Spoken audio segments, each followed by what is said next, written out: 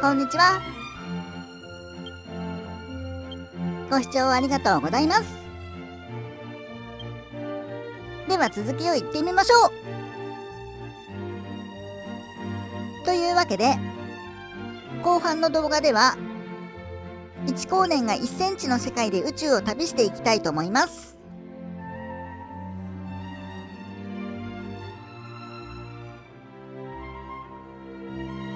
でもその前に、前回の尺度と今回の尺度の引き継ぎといいますか、比較のために太陽から一番近い恒星のプロキシマ・ケンタウリに再び登場してもらいましょう。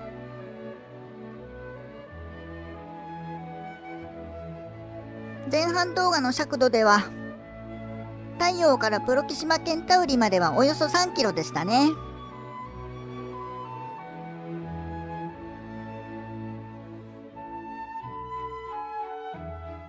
では今回の新たな尺度である1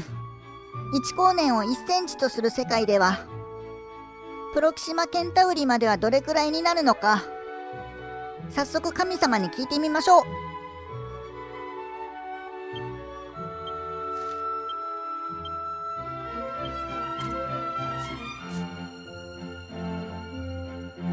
1光年を1センチとした場合、太陽とプロキシマ・ケンタウリの距離はどれくらいですか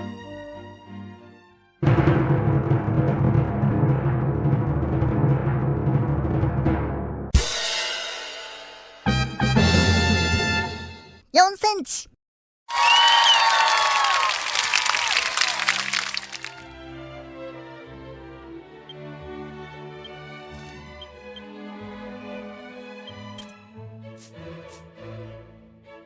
3km だったのが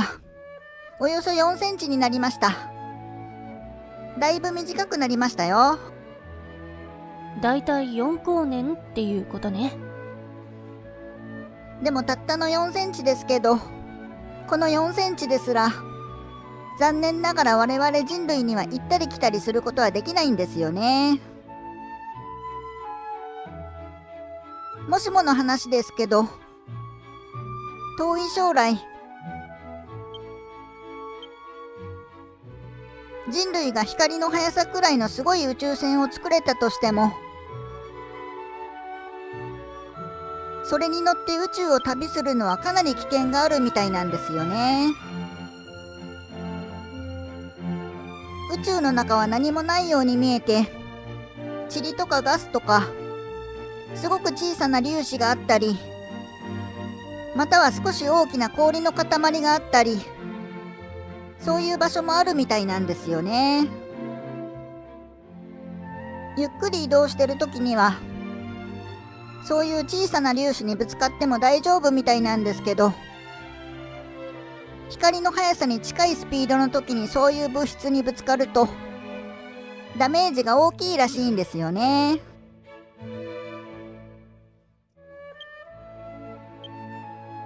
だから光の速さに近い乗り物で宇宙を旅行するときには保険料も高くなっちゃうかもしれないんですよね。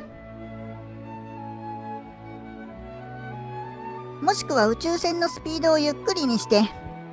冷凍睡眠状態で宇宙を旅する方法もありそうですけど、そうなると何十年も何百年も時間がかかっちゃいそうなので、地球のお友達とはお別れの挨拶をしてから行かないといけないんですよね。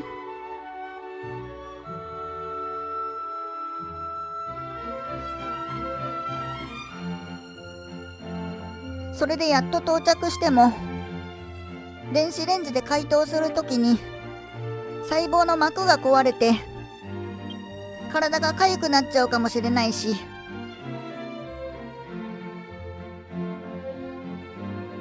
どちらにしても宇宙旅行は危険がいっぱいですよ。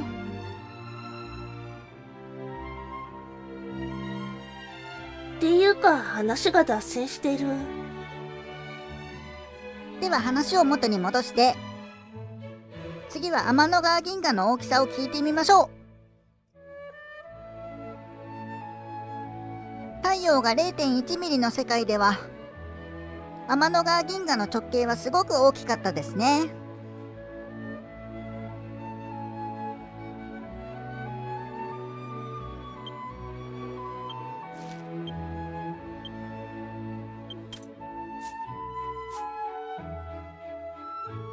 では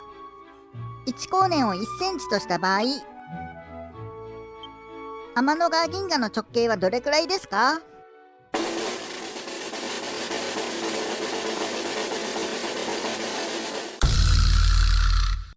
？1000メートル。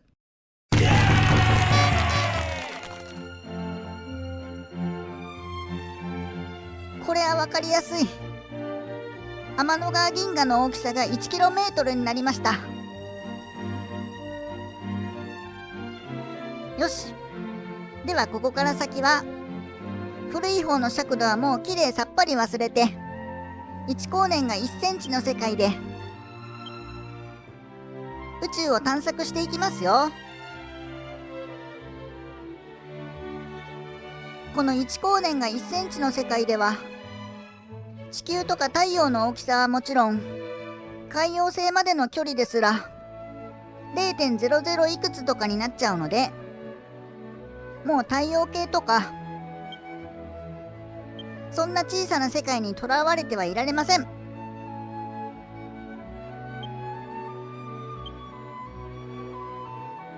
もっとスケールの大きな話をしていきますよ。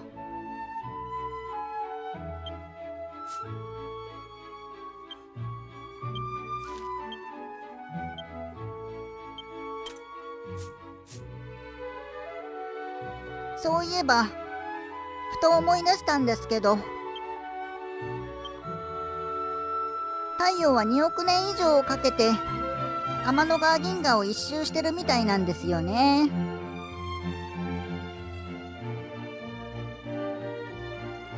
以前 YouTube で地球の生命についての動画を見たんですが、何千万年かの周期で地球上の生命が絶滅しそうになるような危機が過去に何度もやってきたらしいんですよね。絶滅？それがやってくると地球上の生命の 80% くらいが死んじゃうみたいなんです。どうして時々そんな大量絶滅が起こるのか、火山とか巨大隕石の衝突とか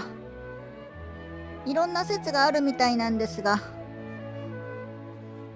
天の川銀河を一周するその軌道の途中に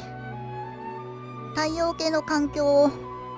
短期間で激変させちゃうような何かがあって、それで生き物がいっぱい死んじゃうっていう説もあるみたいなんですよね。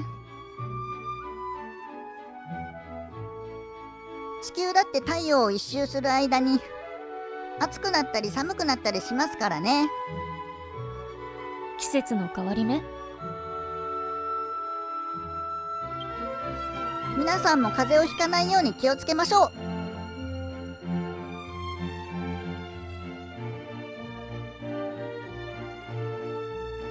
さて、1光年が1センチという尺度を設定したので、太陽系を飛び出してもっと広い宇宙を見ていきましょう。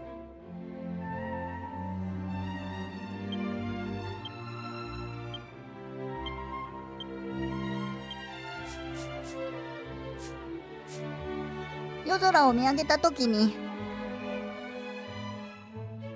誰もが見たことのある有名な星座といったら何でしょうか。日本の場合だと冬の方が比較的星が見えやすい気がするので、冬を代表する星座といったら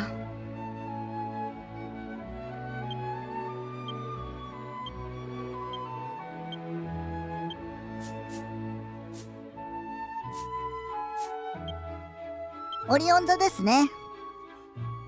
皆さんご存知のオリオン座。というわけで次はオリオン座の中央にある三つ星の距離を聞いてみましょう。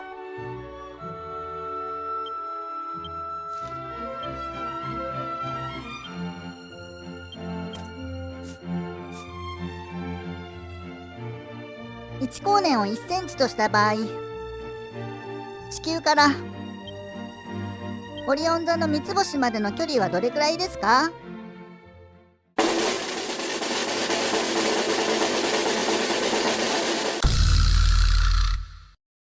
？10メートル前後。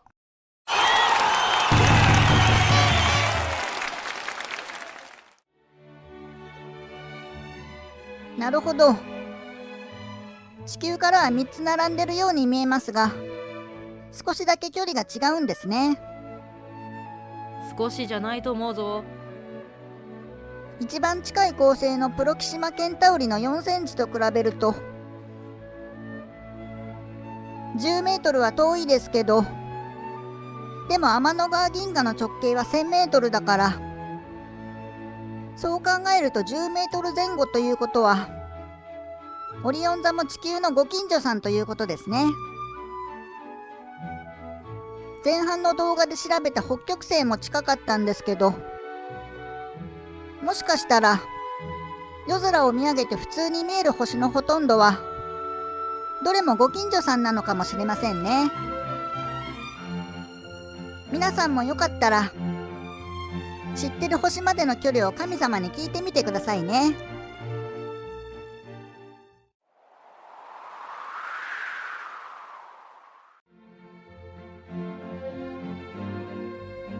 さて、もう近場は満足したので、そろそろ天の川銀河を飛び出していきましょう。天の川銀河を脱出して最初に思い浮かぶのはお隣さんのアンドロメダ銀河ですね。早速距離を教えてもらいましょう。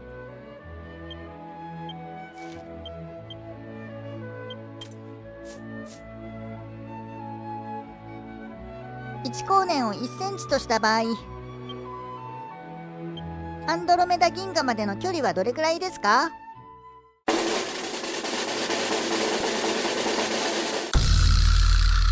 ？25キロ。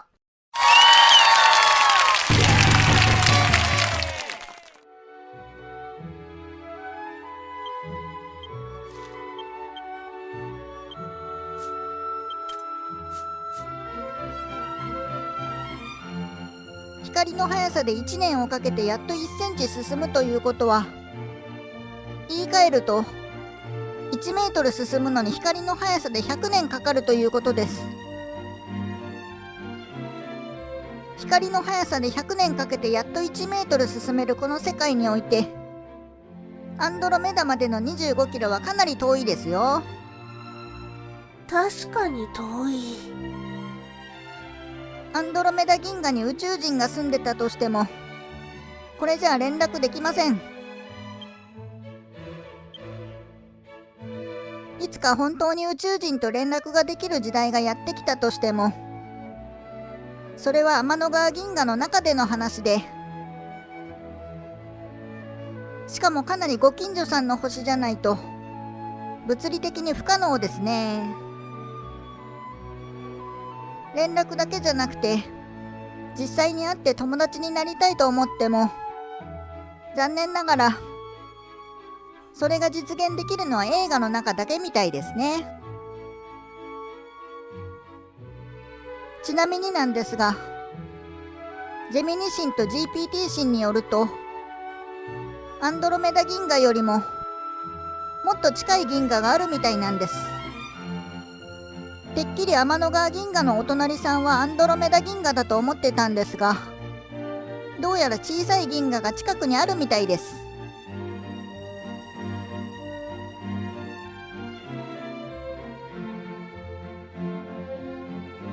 どっちの銀河もすぐ近くにあるんですね。高速で数万年かかるけど。こんな近くに小さな銀河があるなんて初めて知りました。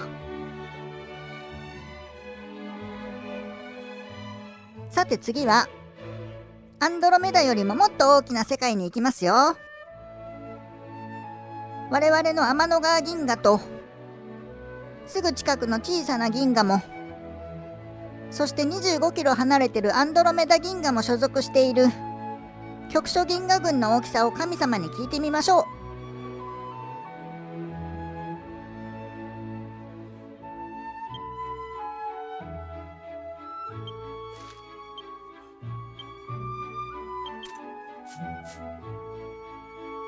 1光年が1センチの時、局所銀河群の直径はどれくらいですか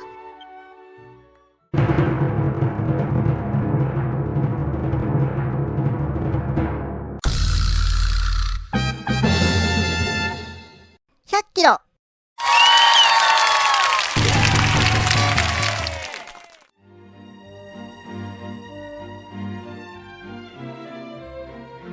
東京と富士山の距離ですね。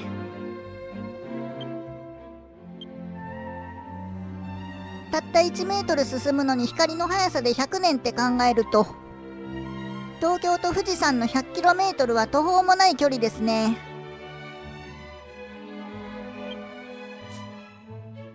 局所銀河群、とんでもない大きさです。でも世の中、上には上がいるものです。どんどん行きますよ。その局所銀河群が所属している乙女座超銀河団の大きさを聞いてみましょう。1光年が1センチの時、乙女座超銀河団の大きさはどれくらいですか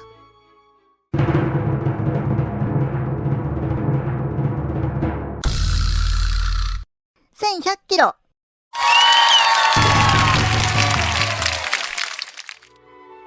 かなり大きくなりました。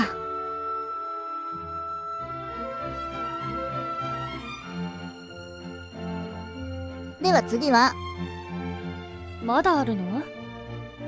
その乙女座超銀河団も含むラニアケア超銀河団の大きさを聞いてみましょう。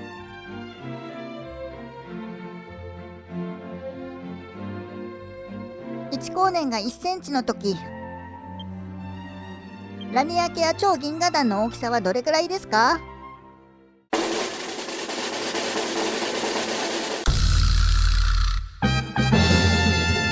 ？5200キロ。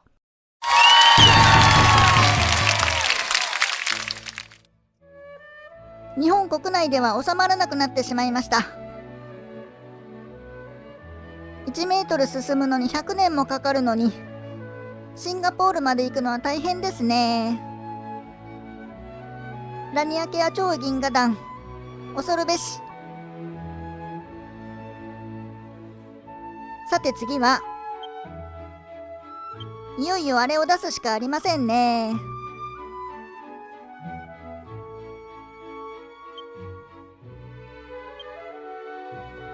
観測可能な宇宙の大きさです。これより先はもう観測できないので、これが最後になります。では行きましょう。1光年が1センチの時、観測可能な宇宙の大きさはどれくらいですか？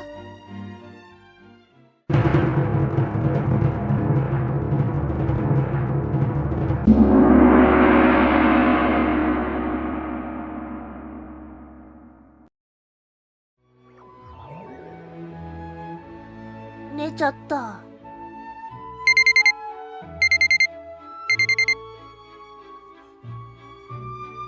出ましたね。眠くなっちゃう巨大な数字が。神様によると、93万キロというのは地球から月までの距離の倍以上らしいんですけど、そもそも地球と月の距離がいまいちよくわからないので、あまりピンときません。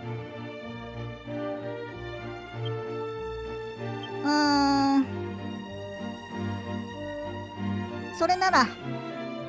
地球を並べてみましょう。前半の動画でも地球を並べたので、その方がイメージしやすいですね。93万キロメートルは地球何個分ですか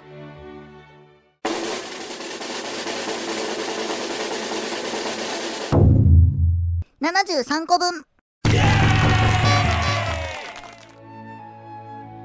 さすがラスボスですね。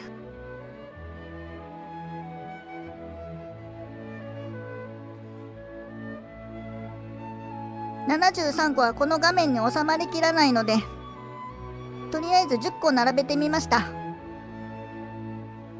この長さの7倍以上ですね。観測可能な宇宙の大きさから見たら、我々の所属するラニア系や超銀河団もただの点になっちゃうぐらい小さいですね。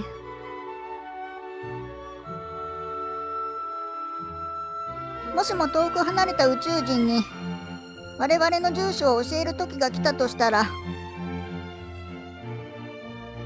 広い宇宙の中の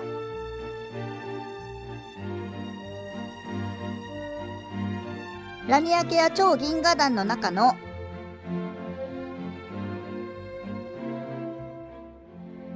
乙女座超銀河団の中の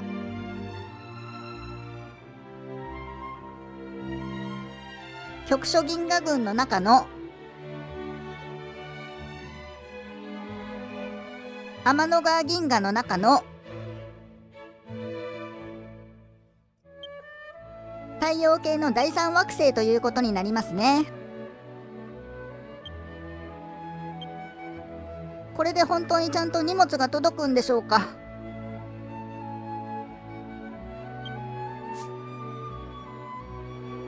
皆さんどうですか？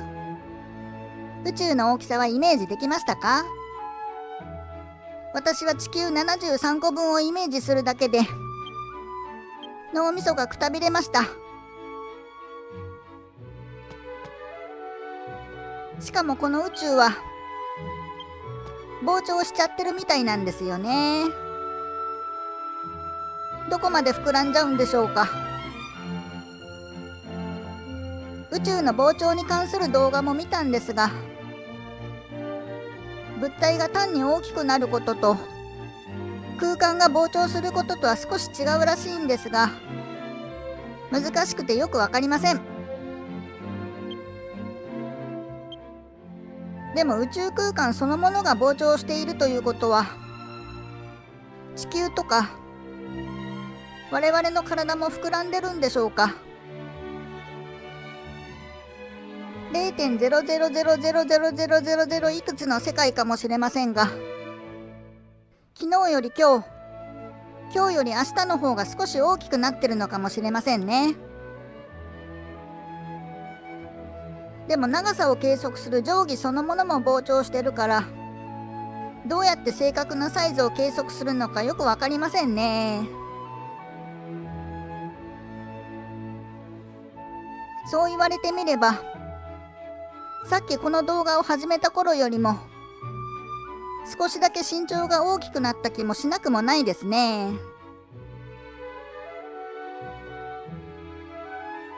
というわけで、この広い宇宙は想像しただけで果てしなく大きくてくたびれてしまいましたが、1光年を1センチにした場合、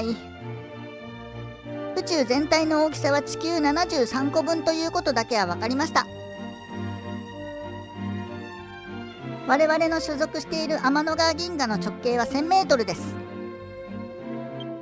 それだけ分かれば OK としましょう。お疲れ様でした。これで宇宙の動画の後編は終わりになりますが、実は次に神様に聞いてみたいテーマも思いついちゃってるんですよね。それは時間の流れです。大きな時間の流れを分かりやすい尺度で例えてみたいんです。例えば1億年を1時間に設定してみたり、そうやって地球の誕生から今に至るまでの時間の流れをぎゅーっと短く例えて、地球の歩んできた道のりといいますか、地球上で起こった出来事を見ていきたいんですよね。ご覧いただいてお分かりの通り、数字に関してはかなり大雑把に扱っているので、より正確な、もっと科学的な勉強をしたいという方は、そういう動画を見つけてくださいね。私のはかなり大雑把にざっくり知りたいという方に向けた動画になりますので、その点に関してはご了承ください。というわけで、今回の宇宙アシスタントはフルートのしほさんとクラリネットのかなちゃんと同じくクラリネットのたのっちでした。ありがとうございました。